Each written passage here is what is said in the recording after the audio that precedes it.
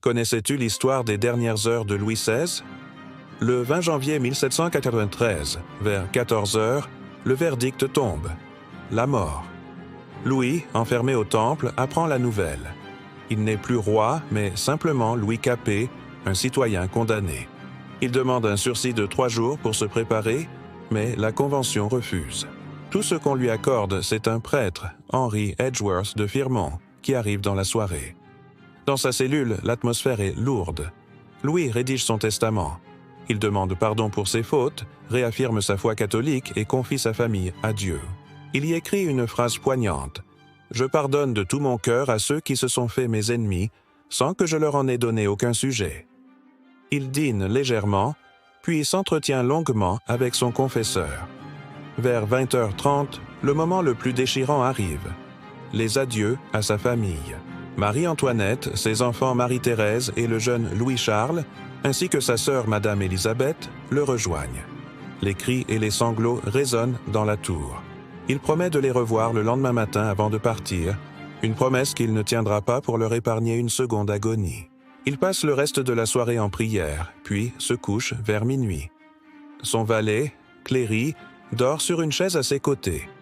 Réveillé à 5 heures du matin, Louis assiste à une dernière messe célébrée par l'abbé Edgeworth sur une commode transformée en autel.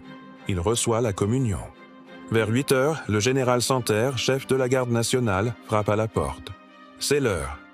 Louis, calme et digne, lui remet son testament. Il confie ses derniers objets personnels à son valet, lui demandant de les remettre à la reine et à sa sœur. Le trajet vers la place de la Révolution, actuelle place de la Concorde, dure près de 2 heures. Le carrosse est entouré de gardes, les tambours battent sans cesse pour couvrir toute acclamation royaliste.